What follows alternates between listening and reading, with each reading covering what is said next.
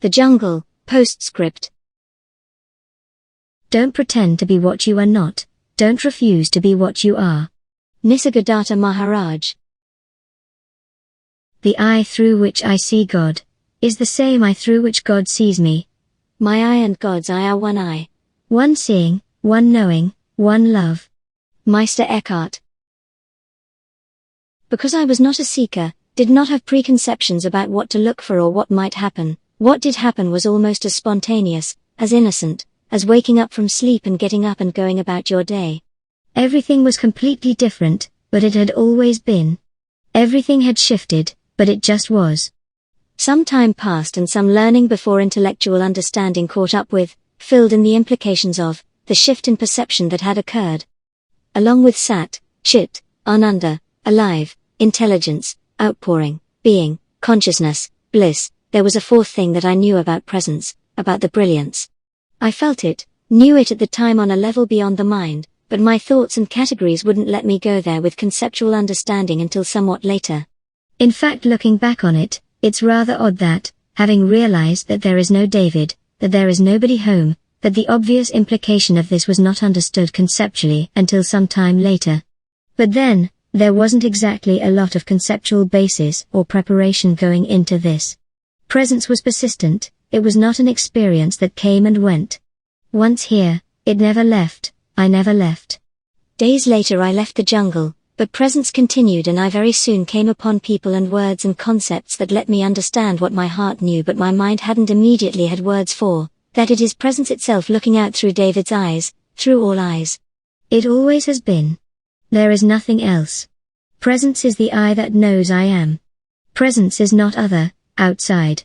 Presence, Sat Chit Ananda, is my own heart, filling the galaxy, my own self. This has always been here, and it is what I am. While what I thought I was, my own self, is not. This I, this self, is all that is.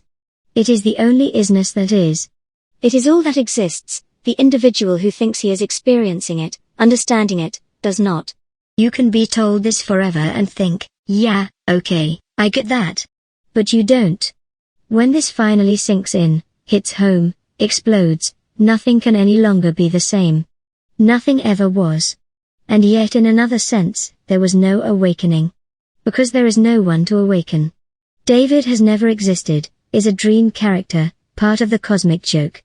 And who I really am is all that is, which has never been asleep, has no need to awaken from or to anything. I am that is the other half, the completion, of the seeing there is no one home. Love says, I am everything.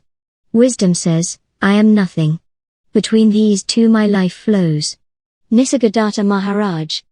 The understanding here will be forever colored by the fact that the awareness that I am not came first, and as such is the basis, the essential pivotal breakthrough insight into awareness of what is.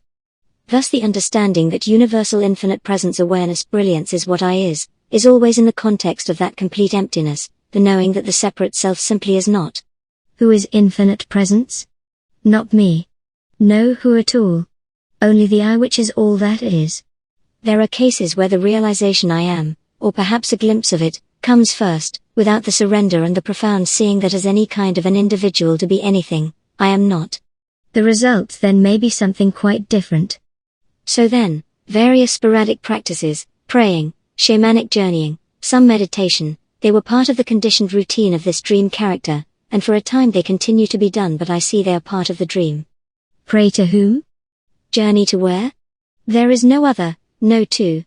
These become gateways to where I already am, Sat, Chit, Ananda, I am that. There is no place to go, nothing to do, all is awareness, around and through and as us. This life is lived, in and around and through this mind-body thing, but not by a me. Spiritual practices and efforts, once motivated by a sense of separation or a need to connect, a need for meaning or purpose, fall away and cease naturally, with no intent or effort to stop them or continue them, they simply do not arise. What happens, happens spontaneously. Sometimes, quite often, there is sitting quietly, in stillness, in the brilliance, in profound peace. But this can hardly be called praying or meditating. It is no thing, it is emptiness. It is being. It is consciousness. It is bliss. Life is, quite suddenly, marvelously, utterly, Simple. Ego, the sense of an individual self and all its misperceptions, is seen as itself a mistaken perception, as having never existed. The dream character goes on being the dream character, brushes its teeth, trims its beard, still likes the same foods, still has poor social skills and finds many things that are said and done confusing or disorienting. As it always did. But the character has been gutted, hollowed. It used to take itself seriously, think it was someone. Now when it looks within it knows there is nobody home. The character is a sham. Only the deep sense I am remains, and this is known not to belong to the character, but to presence, which is always everywhere perfect brilliance. Like the electric fan which keeps spinning after the plug is pulled, like the bicycle that rolls on for a while after the rider has jumped off, 46 years of conditioning had worn a path that this mind-body thing, creature of habit, could follow in its sleep. Which of course is exactly what it had been doing, following the script of the dream. Now it winds down. Took a lifetime of dreaming to write its story, to accumulate, accrete, build up these thoughts and feelings and memories and experiences into this personality. Now, with no intent or effort to either stop or continue, it may take a lifetime to fall away. Or a moment. Or not. While there is watching, witnessing. It doesn't matter. It just does not make the slightest difference.